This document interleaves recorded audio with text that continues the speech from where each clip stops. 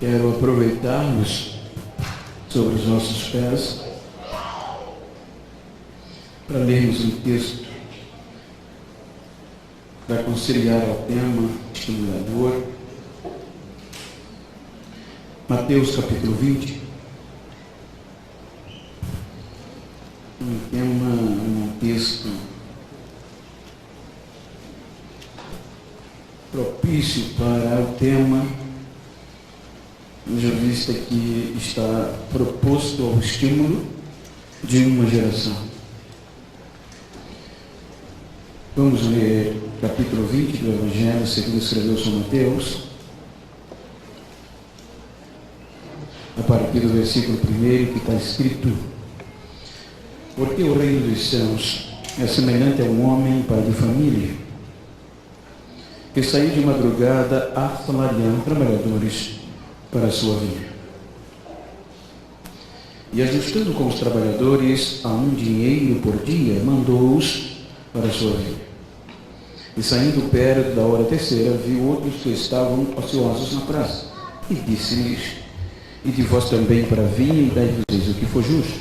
E eles foram. Saindo outra vez perto da hora sexta e nona, fez o mesmo. E saindo perto da hora 11ª, encontrou outros que estavam ociosos e perguntou-lhes: por que estáis ociosos todo o dia? Disseram-lhe eles: porque ninguém nos assalariou. Diz-lhes ele: ide vós também para a vinha e receberei o que for justo. E aproximando-se a noite, diz o senhor da vinha ao seu mordomo: chama os trabalhadores e paga-lhes o salário, começando pelos derradeiros até os primeiros. Amém? Amém. Torne os nossos assentos por verdade.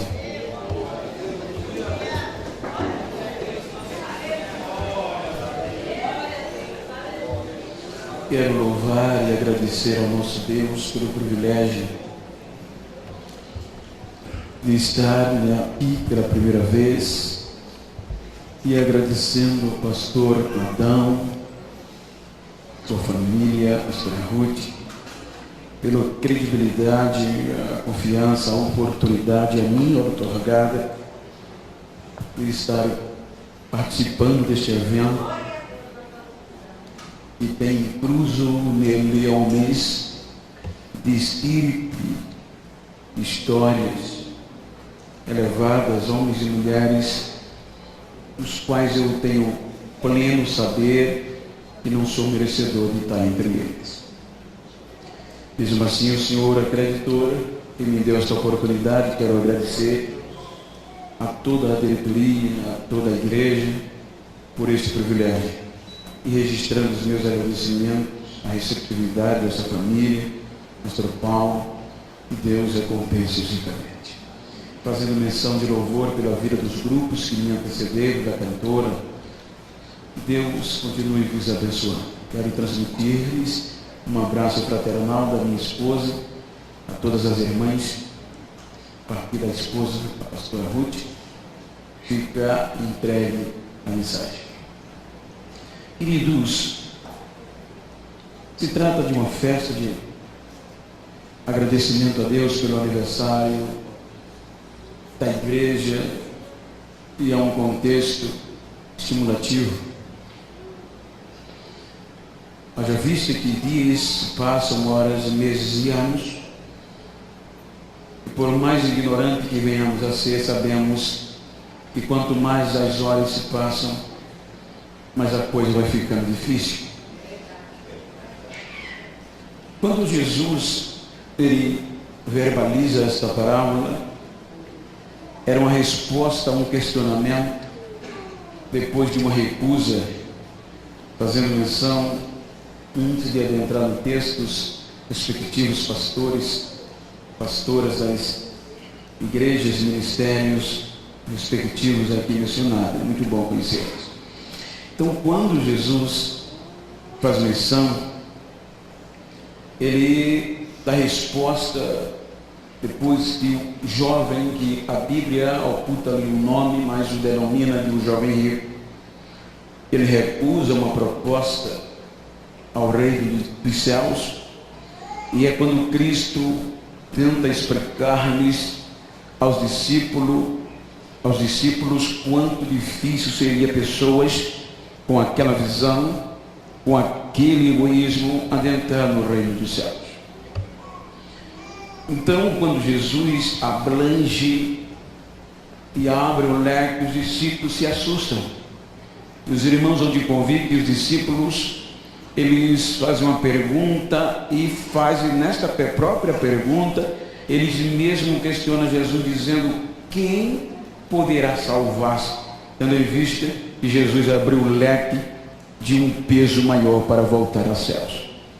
Então Jesus menciona dizendo: aos homens isto é difícil, mas a Deus não.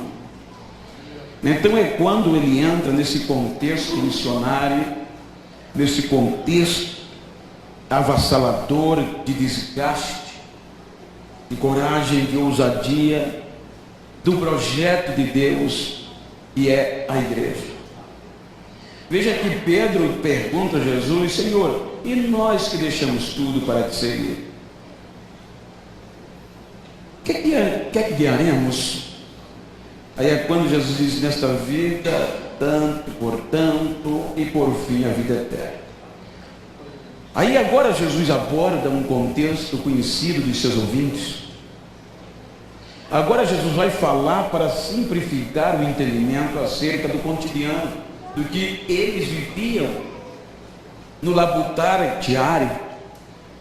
Aí é quando Jesus faz menção desta parábola usando os 5 horários predominantes no dia de um judeu. Veja que Jesus ele aborda a atividade de maior esforço físico que estava envolvido na agricultura e na pecuária. Mas Jesus toma a agricultura para simbolizar, para mostrar o esforço, a coragem de outros que vieram antes, o que o projeto exigia dos presentes e de que outros que iriam por viriam. Então Jesus ele diz: o reino dos céus é semelhante a um pai de família que saiu de madrugada a assalariar trabalhadores para a sua vinha. Então ele fala de 5 horários que eu não quero citar, já lemos, que correspondia à madrugada, o período de 6 às 9, o período de 9 às 3 da tarde e o período das 17 horas. Ele toma todo o período de um dia para simplificar o entendimento dos seus ouvintes, para mostrar o que é o reino dos céus diretamente para os judeus, e ele já visualizava um povo que não seria chamado povo, que não era e que passaria a ser, e inclui em um contexto de trabalho. Irmãos, eu, pela misericórdia de Deus, depois que aceitei Jesus, toda a minha formação é na agricultura, desde a planta, da colheita, ao ponto de galgar um patamar de supervisão. E para todos que militam na agricultura ou em tarefas árduas do dia a dia, sabem que aqueles que começam pela madrugada são tidos por mais corajosos, porque a madrugada exige mais, a madrugada não tem luz, a madrugada é para desbravar, é para começar. Então veja que Jesus ele está falando de gerações sobreviventes. Porque se nós observarmos, a Bíblia fala no livro do Gênesis, que desde que o homem caiu, desde que o homem pecou, Deus não desistiu do ser humano. E veja que depois que mesmo que o homem foi expulso do paraíso, todo o projeto de Deus era para trazê-lo de volta. Veja que no meio do caos, a Bíblia diz que o homem destituído da glória de Deus, longe da presença de Deus, mas sempre teve alguém que simbolizou uma geração sobrevivente. Se nós observarmos, vou sintetizar, se você ler o capítulo 11 do livro de Hebreus, dos escritores hebreus, ele sintetiza o contexto da fé do Antigo Testamento envolvido nesse horário de homens e mulheres que foram inclusos nele. Veja que o tema proposto nesta noite é levantar e avançar, e fazeis a obra, em uma visão posterior de um arrebatamento, porque todo o processo, desde a queda do homem, todo o processo divino, todo o investimento de Deus, foi justamente para resgatar o homem de volta. Não existe outro pormenor que não esteja focado neste fim. É aqui que se começa, eu quero em síntese e de forma bem sistemática, falar para os irmãos o quanto homens e mulheres que foram envolvidos neste projeto, que não tiveram uma visão material, mesmo vivendo e tendo a oportunidade de tê-la. O escritor aos Hebreus, ele escreve a uma igreja do Novo Testamento. Ele escreve a igreja que era composta ou dispersa, mas o texto já diz, ele escreve aos hebreus, o povo da promessa. Ele não escreve a uma igreja gentia, porque na visão dele ainda não estava proposta. Mas veja que ele começa a dizer que dentro deste projeto, por esta mesma fé, mesmo o homem distante de Deus, veja como Deus preserva, veja que tinha alguém em uma visão superior às outras. A Bíblia começa a dizer, eu acho lindo quando o escritor de Hebreus começa a dizer que envolvido neste mesmo projeto, nesta mesma fé, nesta mesma esperança, ele começa a dizer que estes homens do Velho Testamento estimula ele, o novo no contexto hebraico, mostrando que eles acreditaram na promessa contra a própria esperança. Então é quando ele diz e começa a dizer, veja em um contexto, numa linha teológica e bem simples, está um horário obscuro, o horário da madrugada, um horário desbravador. Veja que ele diz que foi por esta mesma fé que nos trouxe aqui esta noite, que Abel ofereceu melhor sacrifício do que Caim.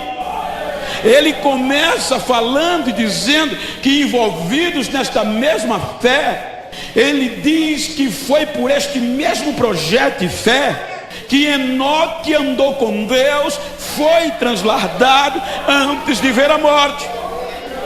Ele diz que por esta mesma fé, ele diz que Noé foi avisado por Deus, divinamente, das coisas que não se viam. Ou seja, Deus mandou Noé fazer uma arca, dizendo que ia mandar chuva, sem nunca ter caído chuva na terra. E a Bíblia diz que por esta fé, Noé obedeceu e se tornou pregador da justiça. Se nós observarmos esses três personagens, cada um representando uma geração no seu contexto, chegamos no capítulo 11. É quando há uma decepção generalizada da sobrevivência da geração de Noé por meio de Nimrod. A Bíblia mostra que agora Deus começa a trabalhar em um contexto de geração no capítulo 12. Qual? O maior projeto, a maior proposta do Antigo Testamento. Era a primeira vez que Deus estava chamando um homem para fazer algo que ele queria na visão missionária, na visão transcultural. Os irmãos vão de convir que quando agora Mateus, no capítulo 1, ele, salvo engano, versículo 17, quando ele registra este projeto, ele mostra que estão envolvidas 42 gerações, a partir daqui do capítulo 12 do Gênesis, porque ele começa dizendo que de Abraão até Davi foram envolvidas 14 gerações neste projeto. Ele diz que de Davi ao cativeiro, mais 14 gerações, e do cativeiro a Jesus, mais 14 gerações.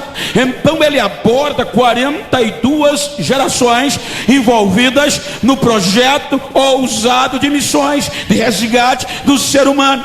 Então é quando Deus aparece a Abraão, e ele começa uma visão transcultural para propor a Abraão.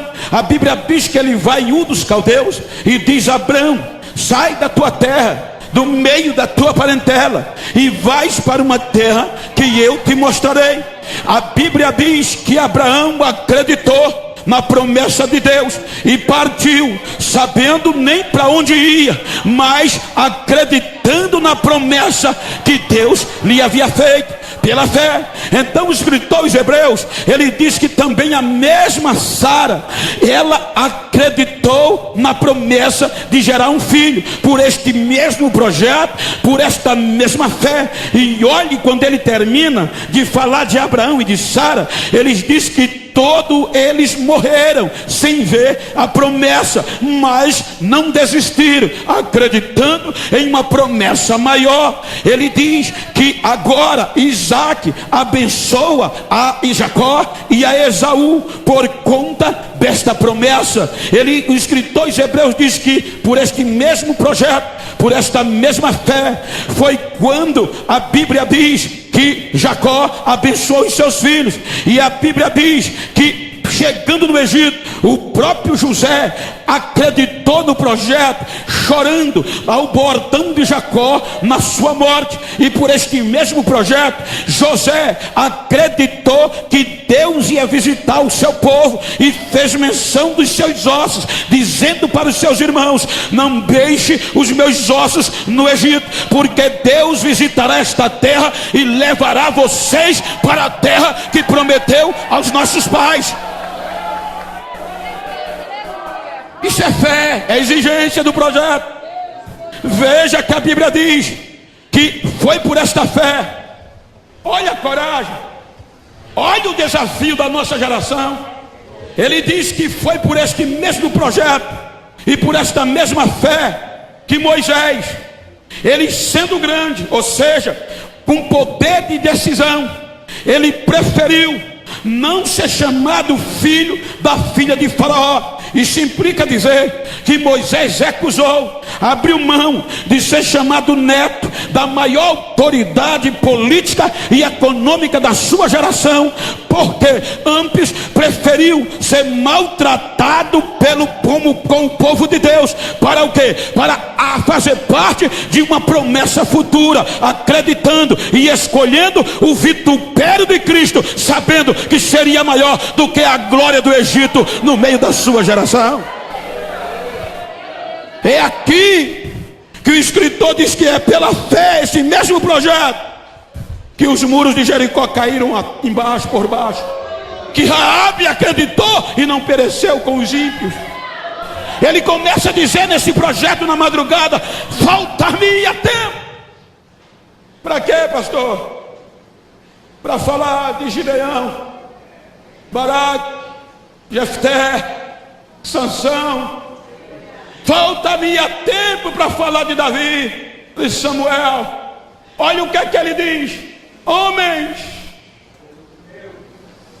que colocaram o exército para fugir, homens que enfrentavam a batalha sem ter medo, que da fraqueza tiravam força, colocavam o exército inteiro para correr, apagavam a força do fogo, escapavam do fio da espada. Como é que pode?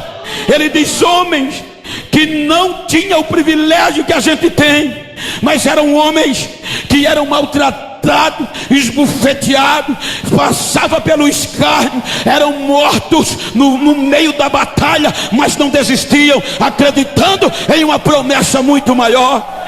mulheres que abriam mão de receber a liberdade na hora da prisão. Para quê? Acreditando em uma esperança maior. Ele vai dizendo, eram homens que não tinham o privilégio de fazer peça como a gente faz, eram trabalhadores que não tiveram o privilégio de ter WhatsApp nem Facebook, eram trabalhadores que não tiveram o privilégio de colocar um terno, por mais simples que fosse. A Bíblia diz, o escritor hebreu diz que eram homens, eram mulheres que nem direito de calçar sapato tinha. A veste deles era pele de carneiro, era pele de cabra, jogado nas bocas dos leões, mas eles não desistiam. Homens dos quais o mundo não era digno da sua presença.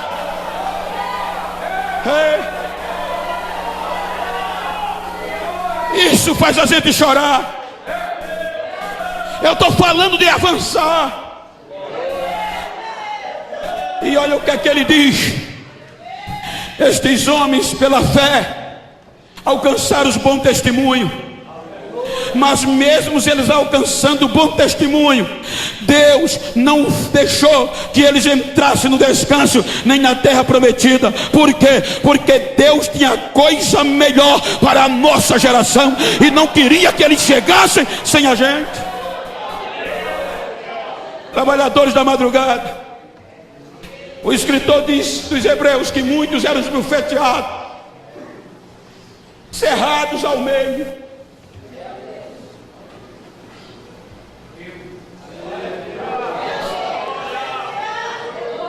O último trabalhador da madrugada estoura com a mensagem de esperança.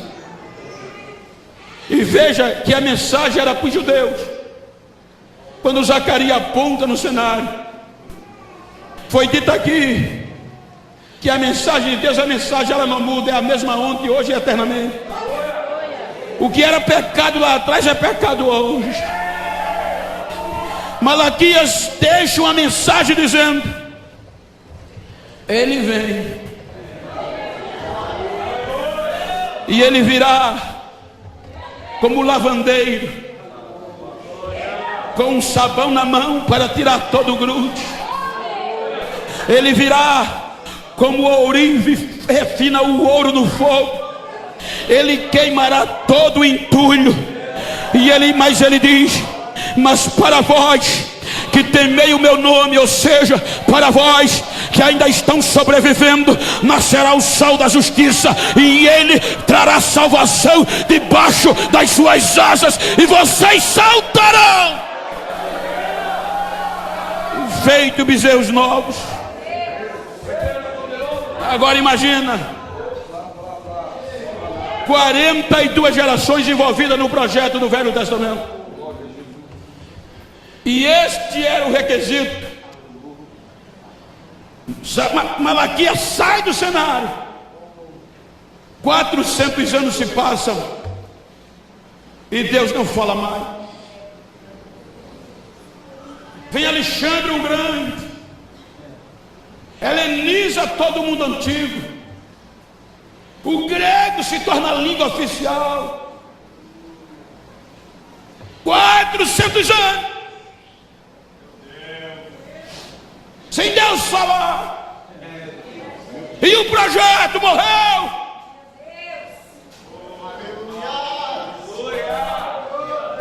Aí a Bíblia diz que aparece no deserto da Judéia.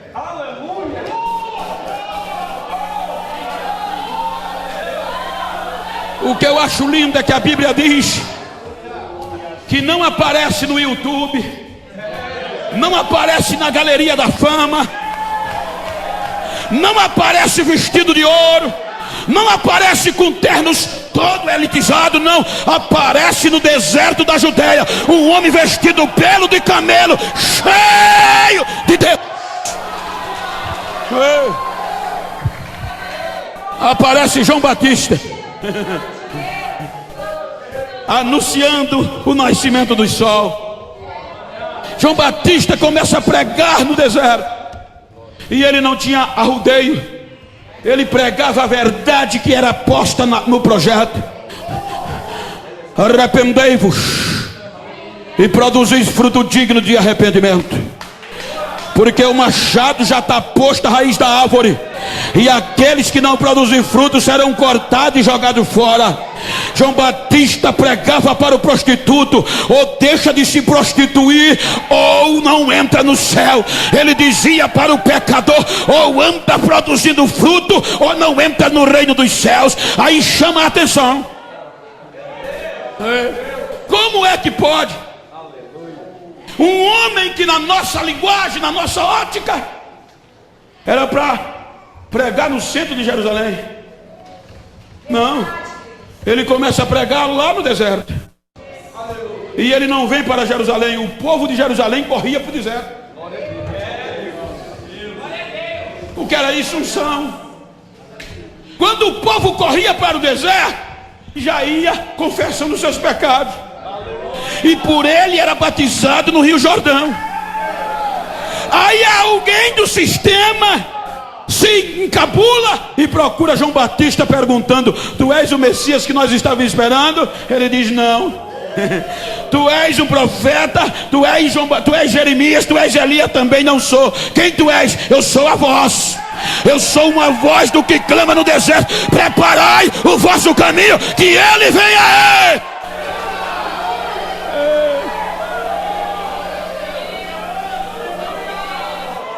42 gerações sobreviventes calaram, mas o dono da vinha sai à terceira hora a contratar mais trabalhadores. A lei de Moisés exigia, veja que Jesus não fugia da lei. Na época a agricultura exigia que quando o dono da vinha percebia que os trabalhadores contratados não iam dar conta da colheita, ele saía com um contrato para a praça, e mediante os requisitos de cada grupo ele contratava, assinava um acordo, e a lei de Moisés dizia: tem que pagar no final do dia, porque o contratado é pobre e o contratante tem que pagar no final do dia. Então por isso que ele saía com o contrato já determinado. Aí prenderam João Batista para calar. Vamos parar esta obra. O sistema se encabulou. Esse rapaz vai perturbar a gente. Aí a Bíblia diz que quando Jesus soube que João Batista fora preso, aí ele começa a pregar o Evangelho. E a mensagem de Jesus era assim: para arrepender, o tempo é chegado e o reino de Deus está próximo. Agora o sol nasce. O interessante é que quando Jesus começa a pregar, estou falando algo que os irmãos conhecem, não estou pregando nada novo, que esta é a mensagem da cruz. A Bíblia diz que o que incomodava o sistema religioso era o que Jesus pregava, e como ele pregava, e o que acontecia. Por quê? Porque o sistema aqui, que se dizia fazer a obra, fazer a vontade de Deus, só que o sistema havia se corrompido. Os donos do sistema pregavam que Deus era amor, mas eles não amavam. O sistema pregava que tinha que amar o leproso, mas eles viravam as costas. O sistema pregava tinha que ajudar o enfermo, mas nem no tanque eles passavam, com vergonha de ir lá. Aí aparece Jesus pregando uma mensagem poderosa. E qual era a tônica? Acreditando em quem ninguém acreditava mais, pregando que o reino de Deus estava próximo e que ele veio para conduzir os homens de volta ao seio do Pai. Jesus pregava, quando ele ia terminando de pregar, ele olhava para o enfermo e não deixava o enfermo de lado. Ele pregando olhava e dizia: quer ficar curado hoje? O enfermo olhava: quero. Levanta, pega a tua cama e vai embora. Acontecia milagre, acontecia milagres. Os leprosos ouviam: Jesus vai passar aqui. Saíam correndo atrás. Jesus fugia? Não, Jesus parava. Os leprosos assustavam, que a lei dizia: só pode se aproximar do leproso ao máximo 50 metros. Aí Jesus encarava o leproso frente a frente. Aí o leproso olhando para Jesus e dizia: Jesus, se tu queres, tu pode me limpar. Jesus dizia: eu quero, fica limpo agora. E o leproso ficava curado.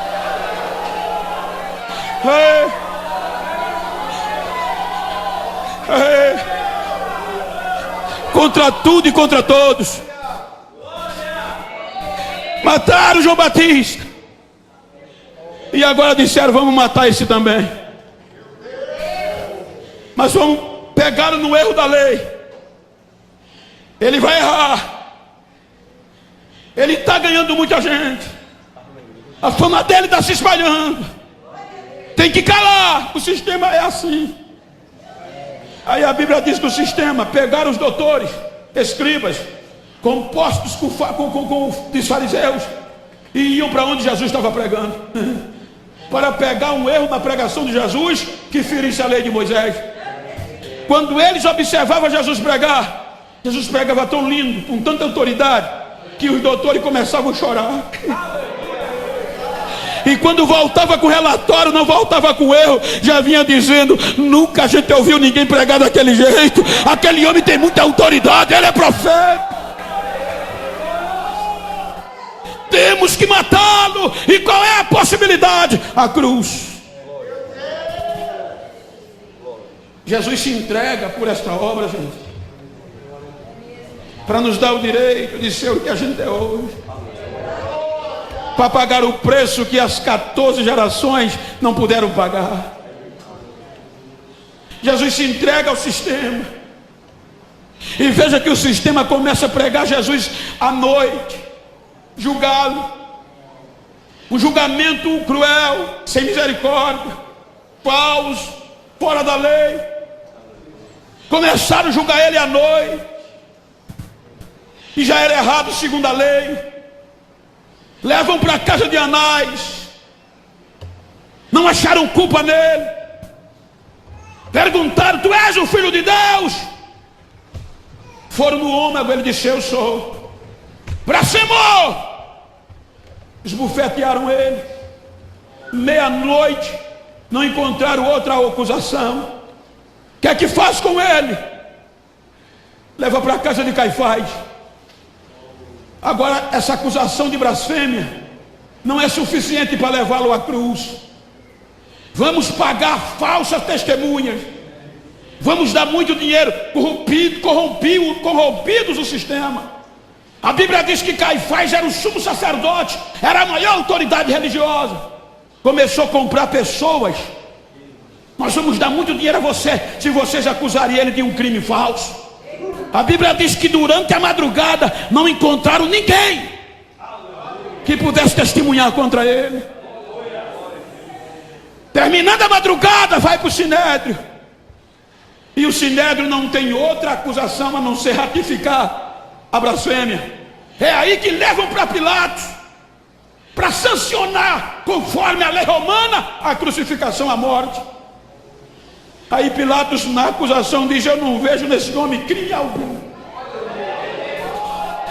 Aí criaram, acusaram ele de um crime político, sedição. Ele está perturbando a ordem pública. Ele está espalhando que Herodes não é rei, e ele é o rei dos judeus. Aí isso aqui já valia atenção na lei romana. Era um crime contra o império. Aí foi por esse crime que condenaram Jesus, inocente. Por causa de quê? Desse projeto, a geração da terceira hora. Quando o sol começa a nascer, vejam que condenaram ele à morte, e o pior tipo de morte. Veja que quando Paulo escreve os Filipenses, ele enfatiza: ele foi obediente até a morte. Aí ele enfatiza: e morte, porque era o pior tipo de morte que um ser humano podia ser submetido. Jogam ele para o sofrimento anti-morte. Deuteronômio está escrito que se alguém fosse condenado em uma contenda, o judeu, e depois de sancionada a condenação, ele era levado ao pé do magistrado, e o magistrado tinha que chicoteá-lo, mandar chicoteá-lo com 40 chicotadas. Só que eles tinham medo de ultrapassar as 40 e só aplicavam 39. Agora, se Jesus foi chicoteado pela lei judaica, ele sofreu 39 chicotadas sem ter culpas. E o que dói mais é que a história diz que aqueles chicotes romanos, cada um tinha 12 pernas, e em cada perna daquele chicote tinha ossos pontiagudos de carneiro. Aí se você multiplica 39 vezes 12, vai dar mais de 450 cortes naquelas 39 chicotadas. Cada chicotada ficava 12 cortes abertos no corpo dele. E se chicotearam ele, segundo a lei romana, piorou. Porque a lei romana massacrava, exigia, se alguém for condenado à cruz, tem que sofrer 195 chicotadas, 5 quarentena menos 1, 5 vezes 4, 200, 5 vezes 40, 200. Tirando uma de cada 5, ficava 195 chicotadas, e cada chicotada 12 cortes, 12 ossos amarrados, cortando o corpo. Aí Isaías já antevia e dizia: ele foi moído. Olhando a gente para ele, a gente não via beleza nenhuma. Por conta de quê? Dos nossos pecados. Mas pelas suas pisaduras estava nascendo uma geração poderosa, estava nascendo uma geração de sobreviventes. Esmagam, arrebentam com ele. Ele tem que morrer, essa obra tem que parar. Grudam ele na cruz. E a ousadia de Jesus é aqui. E psicólogos, psicanalistas, ateus, pesquisadores não entendem o poder de resistência mental que este homem tinha. Pendurado numa cruz, dilacerado, ele ainda olha para o homem e diz: Pai, perdoa-lhes, porque eles não sabem o que fazem. Jogam ele no túmulo, na perspectiva de que ele estava morto para sempre. Mas a Bíblia diz que, como ele não pecou, ele era o sol da justiça, a morte não pôde contê-lo.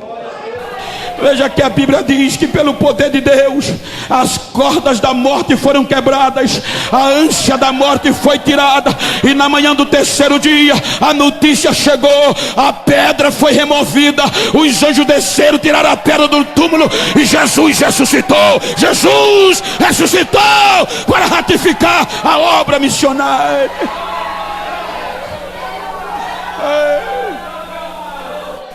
Ide.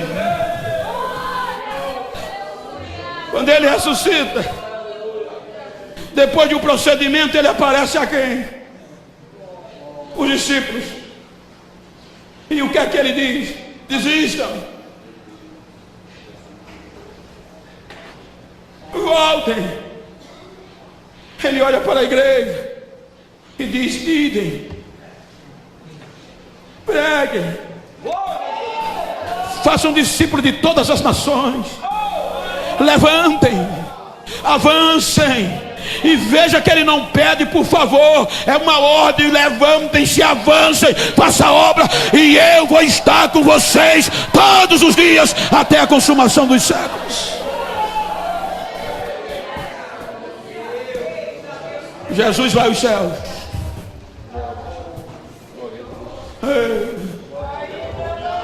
O sistema achou que tinha vencido, mas o dono da vinha, ele sai das 9 e depois sai às 3 horas da tarde. E ele contrata trabalhadores para a obra. De 9 às 3 é o período mais dolorido. É quando o sol começa a esquentar.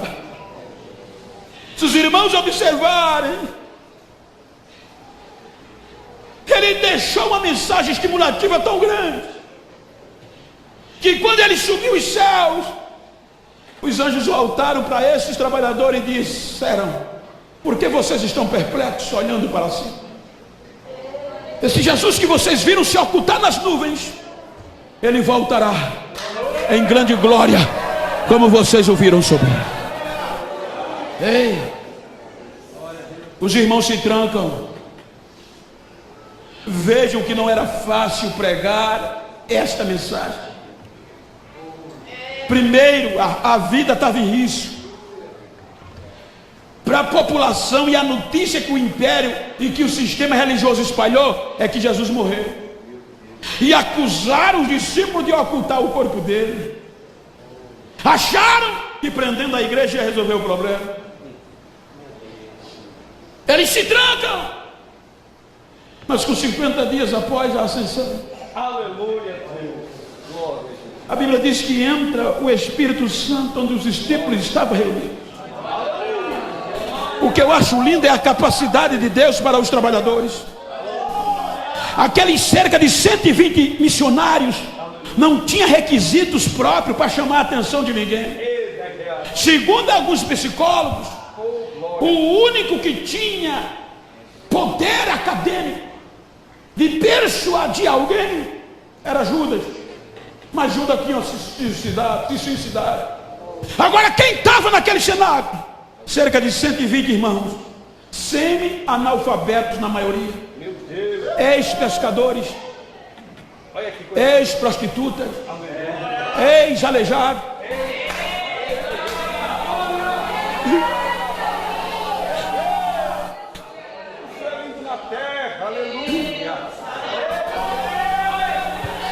É por isso que quando o Espírito Santo entra, você não vê dizer, olha, escute o que eu estou dizendo, nada contra, muito pelo contrário. Quanto mais você estudar, melhor. Mas você não vê dizer que lá tinha ninguém com anel nem diploma na parede. Homens indoutos. Veja que quando o poder cai, a proposta dos ouvintes, segundo Lucas registra em Atos, que tinha cerca de 17 nações diferentes, idiomas diferentes em Jerusalém. Só que o Espírito Santo pega os semi-analfabetos, sacode-os pelo poder tão grande, que os indoutos começam a falar a língua de cada país aonde tinha habitante em Jerusalém. Aí a Bíblia diz que quando eles ouviram o barulho, aí gritaram: só não tem gente indouto ali? Como é que a gente está ouvindo eles falarem na própria nossa língua? Vamos lá. Quando chegaram na porta do cenáculo, aí o Espírito Santo derrama uma língua repartida como de fogo. Aí não tem para ninguém, o fogo caiu, a igreja pegou fogo, e agora ninguém ia sustentar mais. Ei, ei.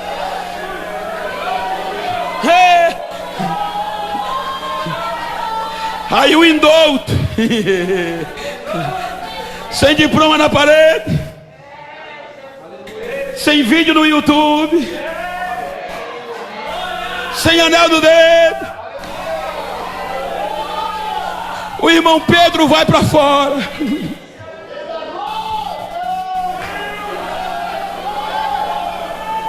Hoje a gente está envolvido em um patamar de conhecimento tão grande. Não generalizo, mas é um dos perigos da nossa geração.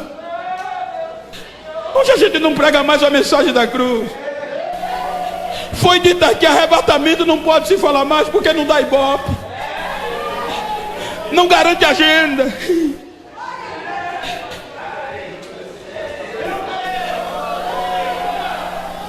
É mais fácil pregar psicologia. É mais fácil pregar palavras odiernas, profundas, para chamar a atenção. Quando Pedro vai para fora, ele não prega outra coisa a não dizer para a multidão: escutem, varões e galileus, varões que habitais em Jerusalém, em Judeia, eu quero pregar para vocês sobre Jesus, o homem que a Deus se agradou dele, e que por meio dele Deus fez maravilha no meio de vós. e vocês sabem muito bem disso. Mas vocês mataram ele pela mão de pessoas injustas. Mas eu tenho uma notícia para dizer a vocês: saibam que a morte não conseguiu sustentar ele. Deus ressuscitou ele dentre o morto, e ele está vivo, e está vivo para todo sempre. Quase 3.000 almas.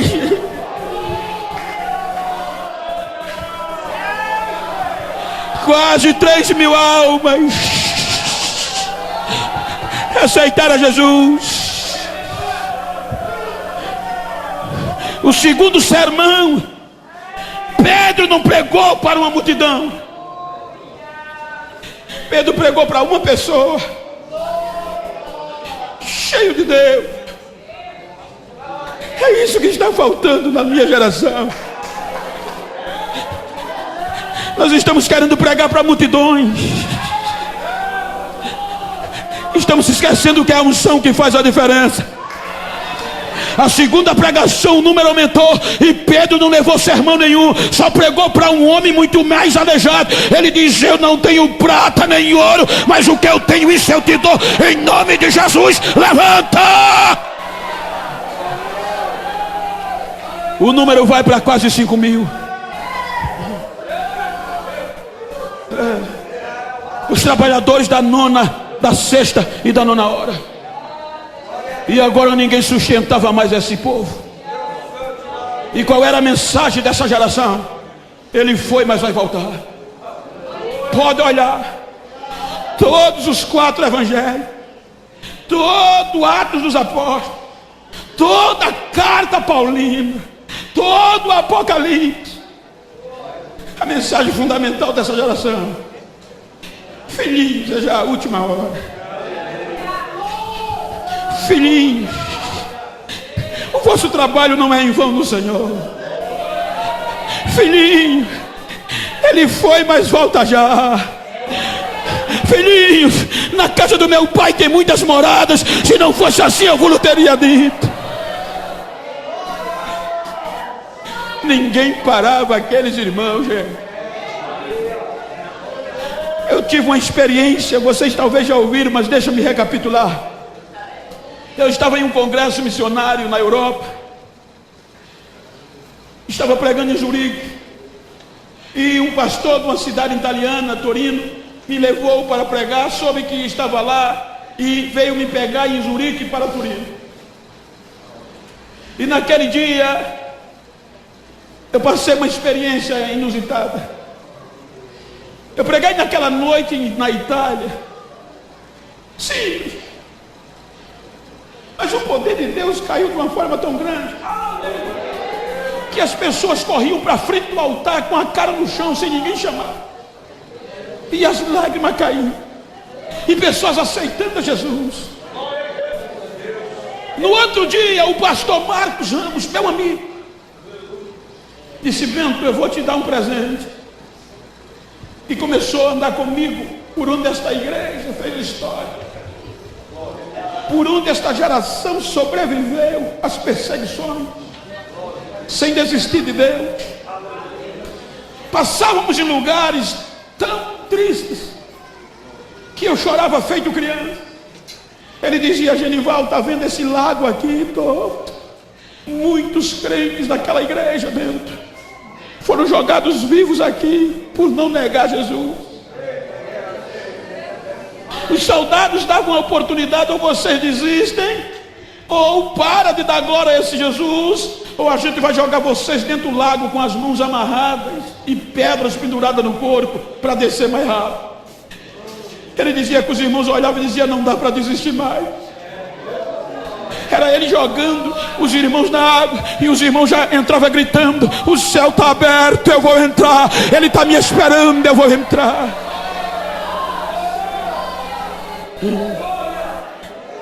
Não dava tempo para a gente chegar a Roma, mas ele disse: olha, Bento, os crentes davam tanta glória, eram tão ousados, que o próprio Império Romano quis parar esta obra. O imperador determinou em certas regiões que ia sucumbir os discípulos do Nazareno. E ele fez o quê? Fez um tacho bem enorme numa praça principal e marcou o dia do holocausto. Chegou o dia, todos os cristãos amarrados, os que puderam prender em multidões, amarrados um no outro. E ele chegou na arena, o povo ovacionava o imperador na praça, melhor dizendo. Quando o povo via o tacho cheio de azeite, quando o imperador adentra, toca um fogo no tacho e a labareda começa a subir. Aí eu perguntei, e os crentes amarrados na entrada do corredor, para poder, se não desistissem, iam ser queimados dentro do tacho. Quando o imperador estava sendo ovacionado, prometeu destruir aquela igreja. Então ele deu ordem aos soldados: entrem, leve de 2 em 2. Se eles não desistirem, jogue-os dentro do fogo, vamos matar aos poucos. Aí os soldados entravam, pegavam os irmãos amarrados, amedrontando-os, ameaçando-os, espraguejando-os. E o pastor disse: Bento, enquanto mais os soldados gritavam, se ouvia o barulho das correntes. Aí eu perguntei o que era que acontecia. Os crentes querendo se soltar um do outro. Aí eu perguntei: pastor, era tão amedrontado assim que eles queriam se soltar para correr? Ele disse que correr mesmo. Os crentes estavam tão comprometidos, queria tanto chegar no céu, que eles olhavam para o outro quando via o fogo e o soldado. Um olhava para o outro e dizia: me solta, que quem vai entrar primeiro lá sou eu. Quem vai pisar no fogo primeiro sou eu. Eu vou entrar primeiro. Os soldados pegavam, espraguejando, chutando, e jogavam eles dentro do tacho. Quando eles caíam dentro do tacho, a multidão dos romanos vibrava de eloquência. O pastor disse: Bento, não deu 10 a 15 minutos, os romanos fecharam a boca. Por quê, pastor? Porque os crentes que já tinham sido jogados dentro do tacho, de repente, enquanto os soldados iam levando o outro, os que estavam dentro do fogo começavam a sair de dentro do tacho, sem nenhuma queimadura, e as correntes quebradas. Quando a multidão dos romanos viam isso, fechavam a boca e arregalavam os olhos. E os crentes que saíam do fogo ficavam em pé na beira do tacho. E os que estavam vindo, e os que estavam amarrados, enchiam o peito, começavam a cantar e a gritar: meu Jesus está vivo, meu Jesus está vivo, meu Jesus está vivo. E os que saíam do tacho começavam a correr, pregando o evangelho e gritando: os deuses de Roma não valem nada, mas o meu Jesus é Deus da água, é Deus do fogo, é Deus da água, é Deus do fogo.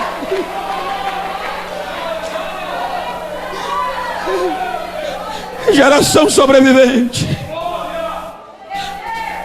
Essa geração não desistia.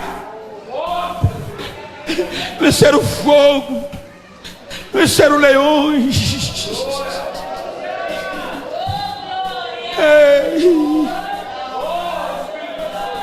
Quinto século, século quinto,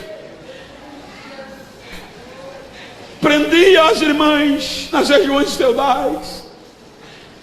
Agora, como a religião, eu não vou citar nome, vocês conhecem a história, era a religião oficial do Império Romano por meio de Constantino. Então todos tinham que obedecer aos dogmas. E dogmas você tem que obedecer. Mas existiam os crentes que não concordavam com o desfazer do evangelho, porque deturparam o evangelho, a pregação, por causa de interesses próprios e políticos. Aí tinha crentes que não aceitavam. Aí os algozes iam em cima. E diz a história de Catacumba de Roma, que eles prendiam as irmãs para amedrontar o resto da família. Chegava nas irmãs e dizia: vocês não vão desistir. As irmãs diziam: não dá para desistir mais. Ele vem.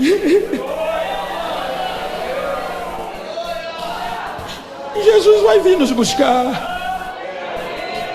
Os algozes pegavam apetrechos de mutilação e prendia no seio das irmãs, e o outro fazia lavagem cerebral. Enquanto o outro dizia: vocês vão desistir, o outro apertava o alicate no peito das irmãs. E enquanto o outro fazia: vocês não desistem, as irmãs em lágrimas diziam: não dá mais para desistir. Porque vocês não desistem? Porque esta chama já está no sangue, já corre na veia, já está na alma. Mas se vocês não desistir, a gente vai estourar o céu de vocês. Estourava um peito das irmãs e colocava no outro, no meio do sangue, no meio da dor. As irmãs perdendo os peitos, mas gritava: vocês vão tirar os peitos da gente, mas o que está dentro de nós vocês não podem tirar. Ele vem, ele vem, ele vem.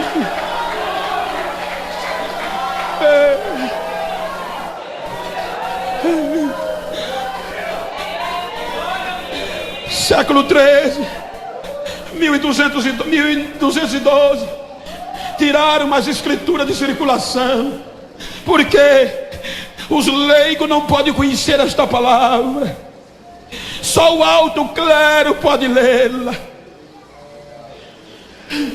Aí Deus levanta John Hus, e John Hus começa a escrever literatura.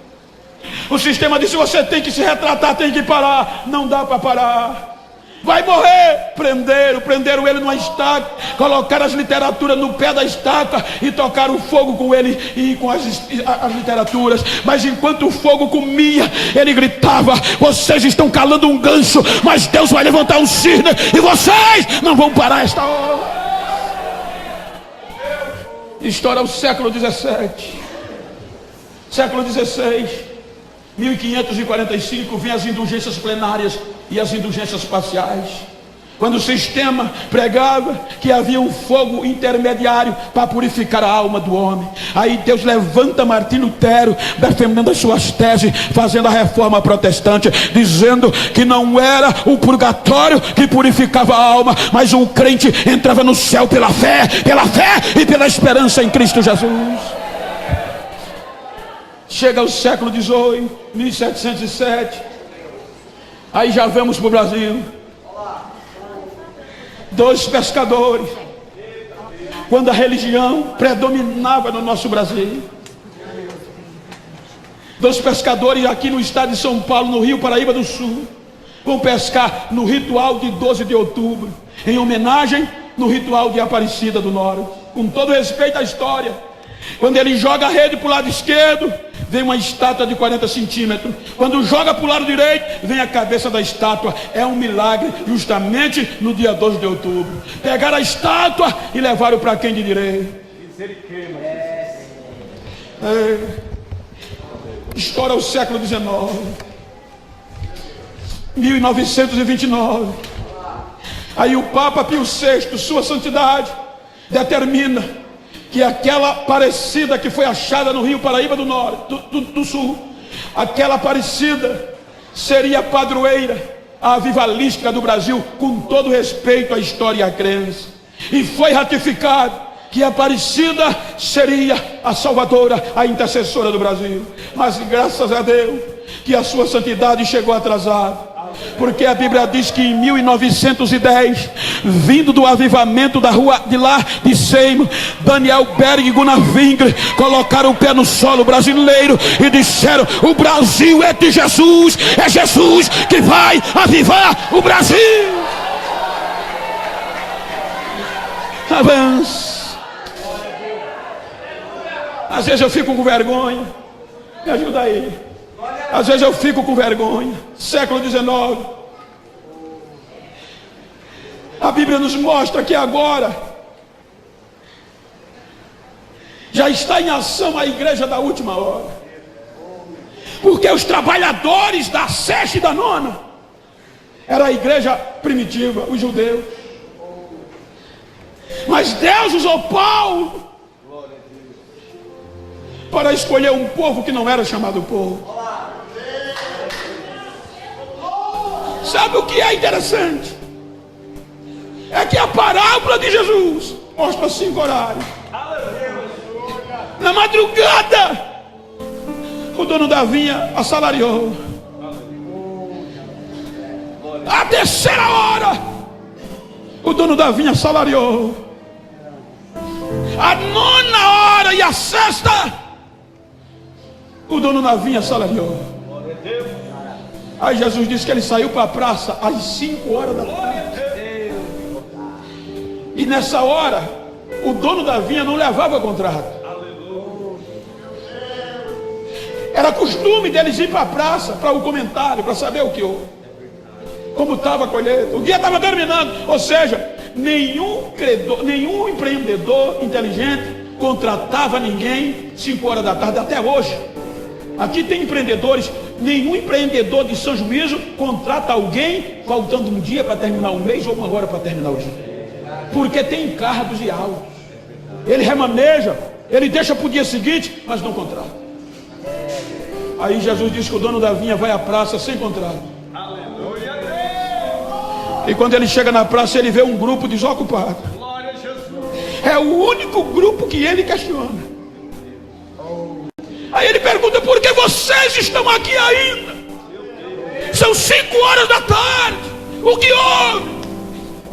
Aí o grupo diz para ele: ninguém acreditou em nós.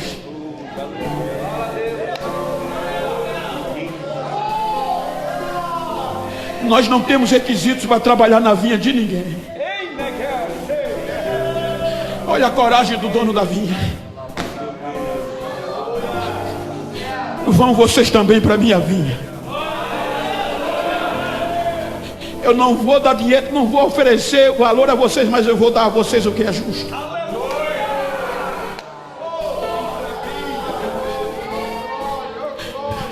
Pergunta para quem está ao teu lado: já viste um trabalhador da última hora já hoje?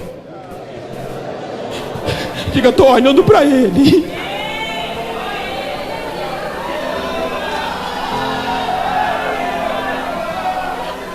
A igreja gentia. A igreja gentia. O povo que não era chamado povo. E Deus acreditou. Às vezes eu começo a chorar.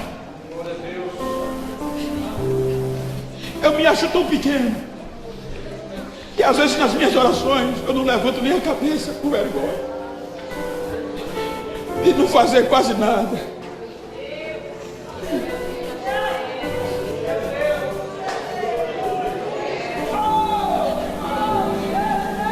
O horário da madrugada, aqueles homens não tinham cachês. Eles doavam a vida. Os trabalhadores das primeiras horas, João foi decapitado, Jesus foi crucificado.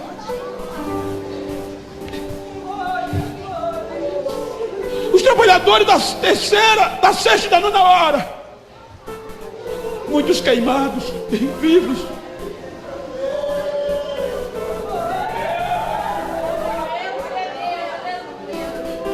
Quando a gente chega no século XIX, a gente depara com homens como Charles Spurgeon, homens sujeitos às mesmas fraquezas que nós. Todos. Nem Jesus escapou. A história de Spurgeon diz que ele se dedicou tanto a almas. Começou a pregar com 16 anos, se tornando o príncipe dos pregadores. Mas ele tinha um defeito, tinha uma enfermidade, que ele tinha tudo para desistir. Aí é quando eu questiono por que esses homens não desistiram. O que movia esses homens a levantar, avançar e esperar a promessa?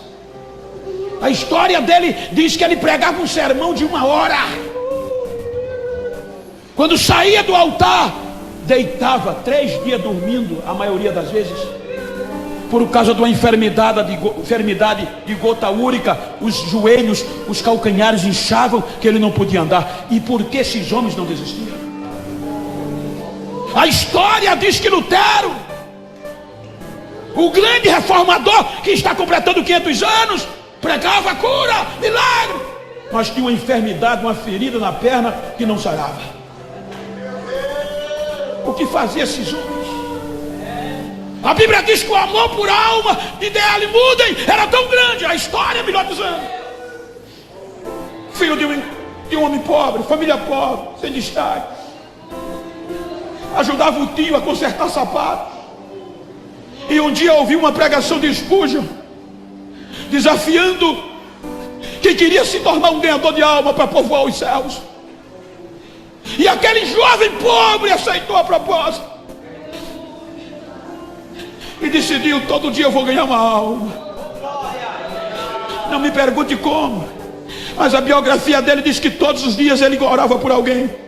E no domingo saía de casa em casa pegando os novos convertidos e colocando na escola bíblica. Em poucos dias, meses, a escola bíblica da cidade, da igreja, se tornou a maior escola da cidade de tantos novos convertidos. Chegou um dia que ele não conseguiu orar por uma alma, mas o amor por alma era tão grande que quando a noite chegou, ele não conseguia dormir. Ele vai para a rua e senta no meio-fio, e as lágrimas começam a cair, e ele começa a gritar. À noite, chorando na rua, a patrulha vem. 4 soldados descem da patrulha e vê aquele moço chorando e vai a ele: o que é que está acontecendo? Por que você está chorando? Ele em lágrimas diz: eu prometi o meu Jesus que todos os dias ia ganhar uma alma para ele, e hoje eu não ganhei. Ele não estava chorando porque não comeu. Ele não estava chorando porque perdeu o emprego, porque não ganhou uma alma, gente. Os soldados tentaram acalentá-lo, dizendo: chore não, meu filho, amanhã você ora, vá para casa. Pegaram a viatura e saíram, e ele ficou chorando. A viatura fez o primeiro quarteirão. A história diz que quando a viatura fez o segundo quarteirão, os soldados começaram a chorar. O comprometimento com almas foi tão grande, a unção, que os soldados começaram a sentir dentro do carro.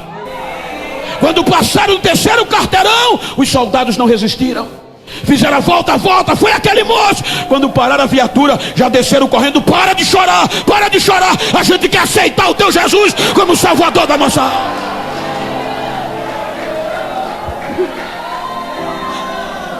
Avancem.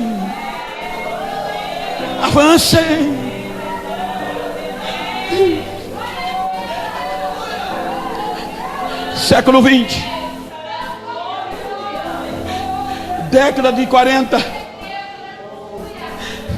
um grupo de seminaristas norte-americanos, jovens, foram para uma viagem missionária na Inglaterra.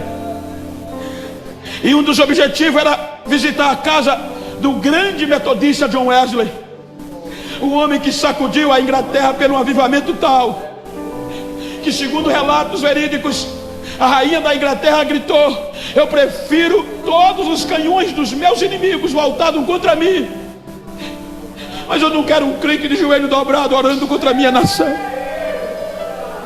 Agora aquele grupo vai visitar a casa de Wesley, e o Cicerone recebe-os e leva-os para a casa de Wesley.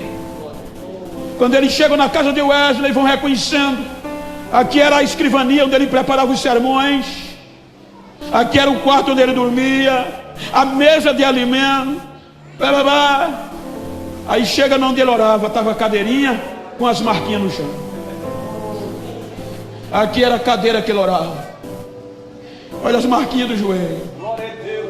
Terminou a visita, saíram visitar outros lugares e voltaram para o ônibus para pegar o avião de volta. Quando chegaram no ônibus, que fizeram a contagem, faltava um jovem. O que houve? Quem está faltando? Aí tinham que procurar.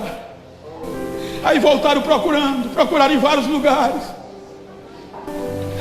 Aí quando chegaram na cadeirinha que John Wesley morava, o jovem estava lá em lágrimas, gritando e dizendo: Senhor, tu usaste John Wesley com o teu espírito, olha para a minha geração.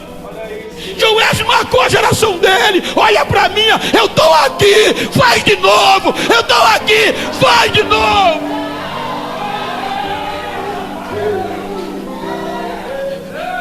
Aí o Cicerone chegou, pôs a mão no ombro dele e disse: Billy Graham, meu filho, levante. O nosso ônibus está indo embora.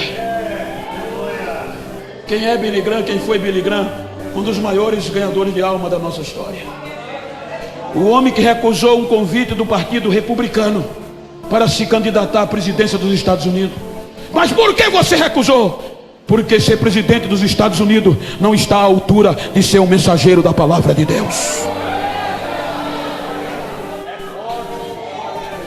Chegou o século 21. Diga comigo se você puder. Chegou o século 21. Agora olha para esse trabalhador que está ao teu lado e diga: agora é a nossa vez.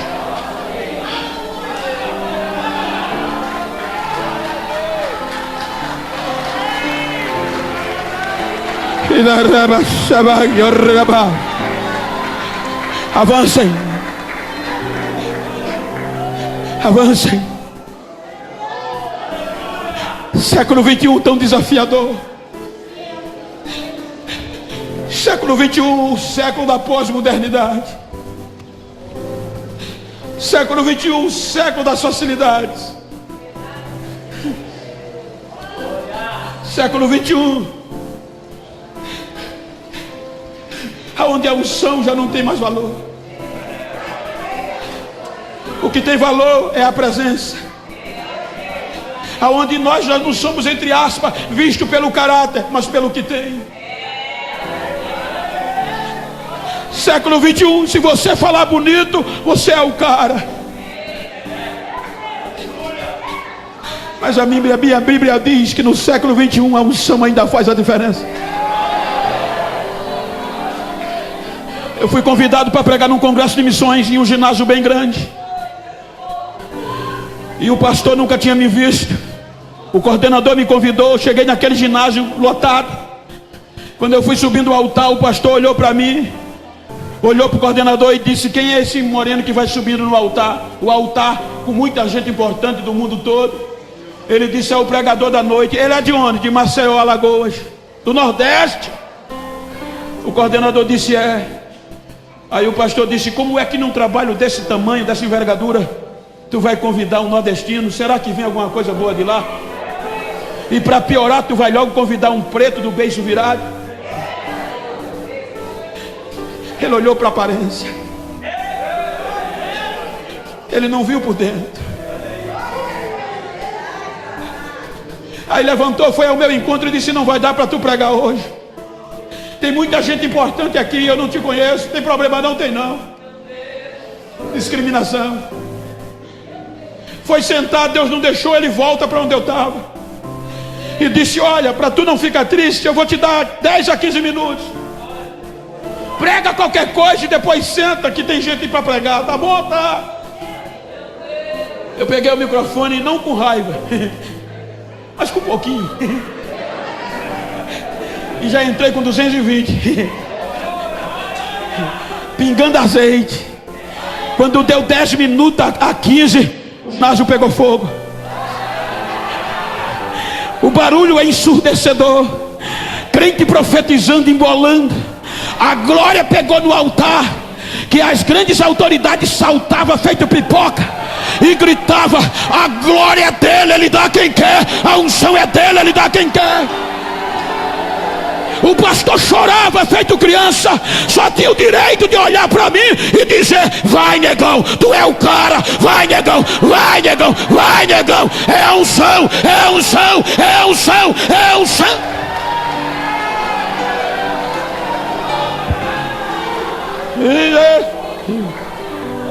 Século 21.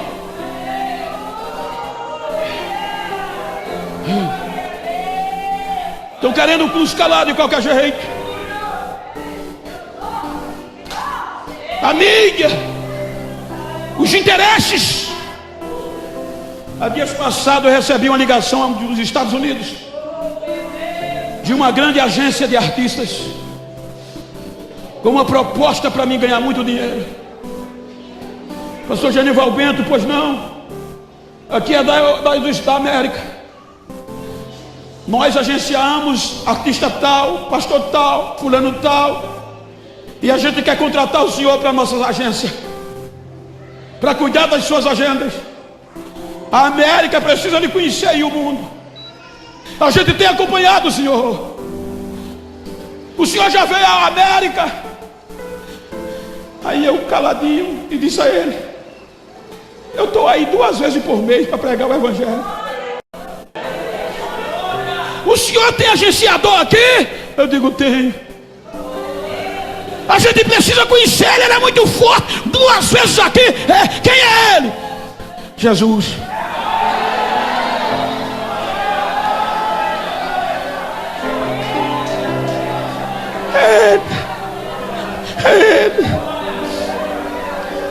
Estão querendo nos calar. Vieram me catequizar, século 21. Bento, tu não pode pregar mais do jeito que pregava. A nossa geração, Bento, é diferente da passada. A nossa geração só tem mais universitário, doutor. Oxalá que todos fossem doutores. Mas olha a visão dos catedráticos. Eles não entendem línguas estranhas, Bento.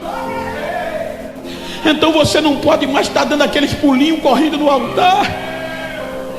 Esse negócio de falar línguas estranhas era para os ignorantes do passado. Você tem que pregarzinho devagarinho na ética e dá certo. Você tem que evitar falar línguas estranhas no microfone. Você tem que pregar sem suar, senão é anti-higiênico, tá certo. Você não pode chorar, que é anti-higiênico, tá certo. Como é que eu posso pregar? Você tem que começar frio, bem frio, e terminar mais frio ainda, para não quebrar a ética. Só assim você vai crescer. Ah, doutor, é assim, dá para mim não. Por que não dá? Eu sou pentecostal, eu nasci no meio do fogo, eu sou pentecostal. Cadê a geração que não vai se corromper? Cadê a geração do século 21 que ainda fala línguas estranhas? Cadê ela? Cadê ela?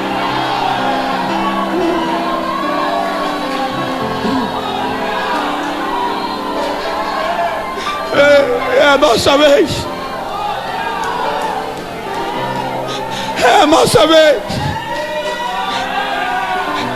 Falta menos de 1 hora. A trombeta vai tocar a qualquer momento. Falta menos de 1 hora. Fique de pé, por favor.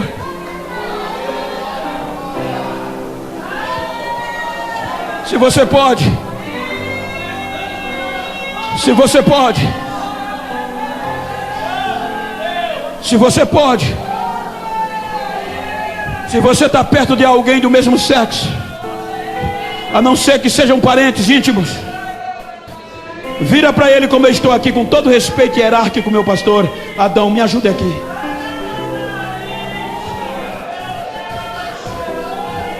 A ditosa cidade já nos receberá. Vira para esse irmão que está ao teu lado, assim como eu estou, com todo respeito, com meu amigo pastor Adão. Olhou nos olhos dele? Pode continuar no teclado. Diga para ele: a hora está chegando. Falta menos de 1 hora. A trombeta já tocará. E se ela toca hoje, eu quero subir com você, com as mãos cheias.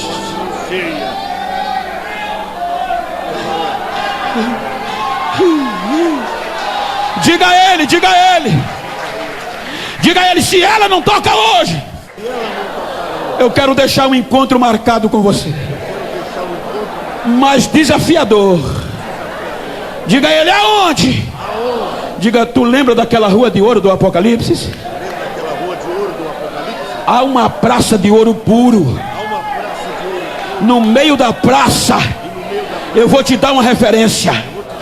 Tem uma árvore da vida. O rio de cristal banha aquela praça. Diga: vai ser lá. Eu quero te ver lá. Diga a ele: se eu for primeiro, eu vou te esperar. Mas se tu for primeiro, Me espera, porque o negócio vai feder aqui, o negócio vai apertar. Mas diga a ele: eu vou sobreviver, eu vou sobreviver. Aperta a mão dele, diga: eu vou sobreviver. Está fechado, está fechado. Abraça ele.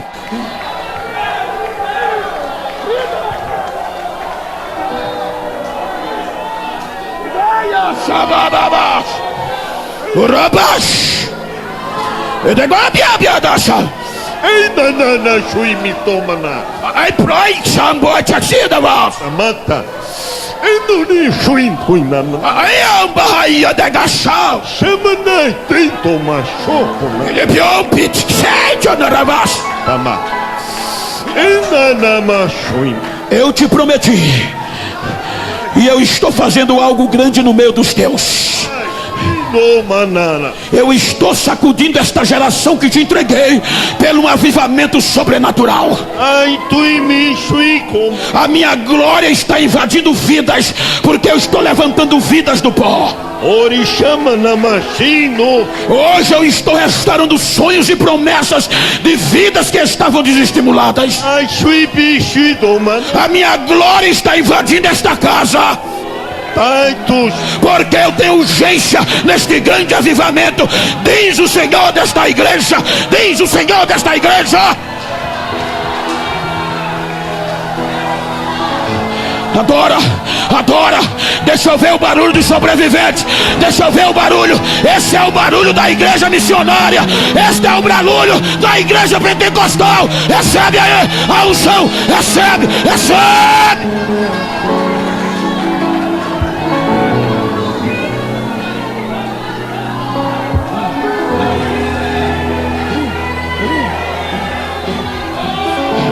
Quem não é batizado recebe línguas estranhas agora.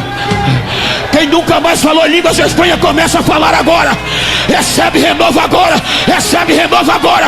A unção que está sobre mim, eu ministro aí agora. Agora, agora. Deixa eu ver o barulho de quem tem línguas estranhas. Quem não tem da aleluia, quem não tem da glória. Ei, levanta e vai.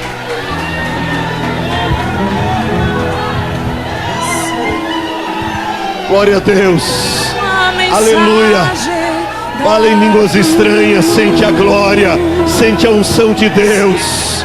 Deus está aqui. Deus está aqui. Você que quer ter um renovo espiritual agora, saia do teu lugar e venha à frente em nome de Jesus. Todos que estão aqui presentes, saia depressa. Venha ter um encontro com Jesus. Venha depressa, mas venha glorificando, venha falando em línguas estranhas. Venha em nome de Jesus. Saia do teu lugar agora. Venha ter um encontro com Jesus. Venha buscar o renovo, o acréscimo para a sua fé. Venha, todos que querem de Deus uma porção diferente, um renovo espiritual para a sua vida. Sai do teu lugar e venha em nome de Jesus. Tua presença, Deus está nesse lugar. Coisa linda. Pessoas sendo renovadas nessa noite. Pessoas derramando lágrimas na presença do Senhor. Venha em nome de Jesus. Mas venha depressa, irmão. Chega mais próximos aqui ao altar. Dá espaço. Venha, irmão. Venha em nome de Jesus. Pastor está ministrando. Você que quer receber um toque de mão do homem de Deus, saia do teu lugar e venha. Abre aí, irmão. Vem mais próximo aqui. Venha. Santo Espírito, és bem-vinda.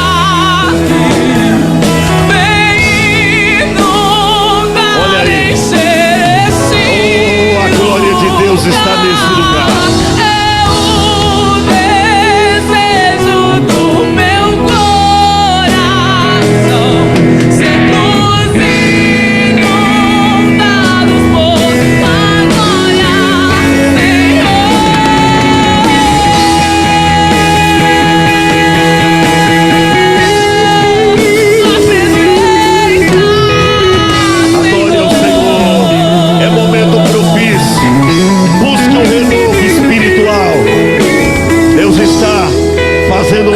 obra na sua vida. Vá recebendo de Deus uma porção diferente. Receba o renovo espiritual. Seja cheio do Espírito Santo. Seja cheio da unção. Seja cheio da unção de Deus.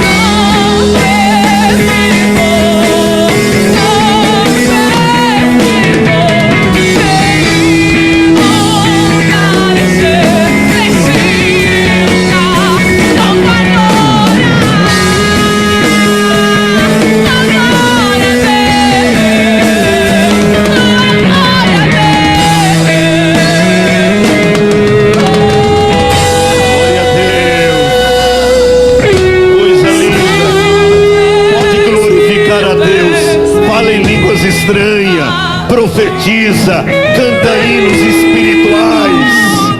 Deus está presente nesta casa. É o desejo do meu coração.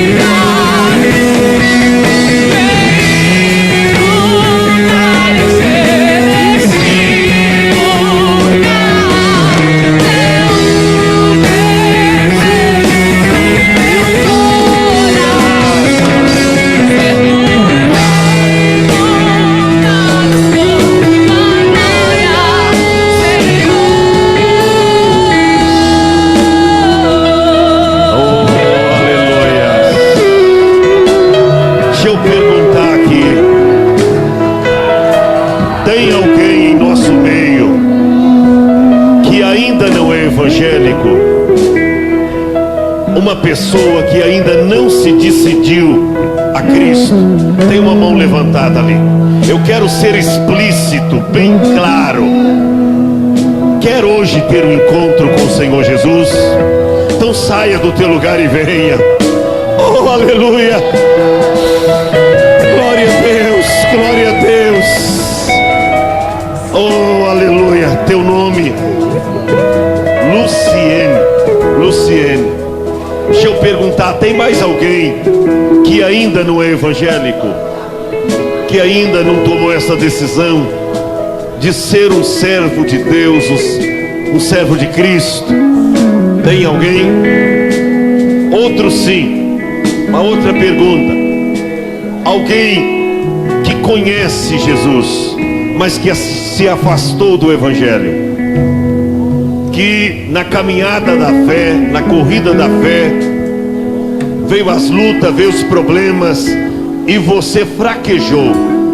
Eis aí uma grande oportunidade que Deus está te dando para você retomar a sua caminhada, levantar e seguir em frente, porque Jesus vem, porque Jesus vem, Ele vem, Ele vem. Tem alguém aqui que quer voltar para Jesus hoje, que está afastado dos caminhos do Senhor e hoje gostaria de retomar a sua caminhada com Deus? Tem alguém? Faz assim com a sua mão que nós vamos orar por você. Alguém que se afastou do Evangelho. Estão todos firmes, todos bem com Jesus. Ninguém se encontra afastado. Todos estão firmes na fé. Amém? Então, é você o negócio de Deus para a sua vida. A Bíblia diz lá em Romanos capítulo 10, versículo 17, que a fé vem pelo ouvir e ouvir a palavra de Deus. Também diz a Bíblia que se com a sua boca confessares ao Senhor Jesus Cristo e em seu coração credes que Deus o ressuscitou dos mortos, serás salva. Você crê em Jesus Cristo como teu único e suficiente Salvador? Creio. Quantos podem glorificar a Deus pela sua vida? Você quer entregar a sua vida a Ele, o seu coração ao Senhor Jesus? Quero. Levante a sua mão para cá, irmão. Feche os olhos. Pai, em nome de Jesus, há uma grande festa no céu. E a festa que acontece no céu, não importa se é apenas uma pessoa que se decidiu a Cristo ou uma multidão, uma alma tem o mesmo valor para ti. Nós entregamos esta vida em tuas mãos agora, porquanto o Senhor morreu por ela.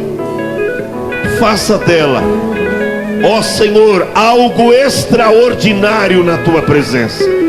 Que ela possa ser alguém, ó, como nós ouvimos aqui de Billy Graham, que tomou uma decisão de levar a tua palavra e de ganhar almas para o teu reino. Usa, Senhor, a vida dessa jovem para povoar os céus.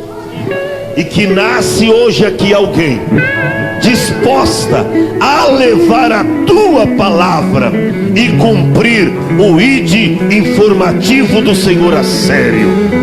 Abençoa a vida dessa jovem, perdoa os seus pecados, e que a partir de hoje ela possa viver uma nova dimensão de vida em Cristo Jesus, nosso Senhor. Deus te abençoe. Uma salva de palmas pela decisão que ela acaba de tomar.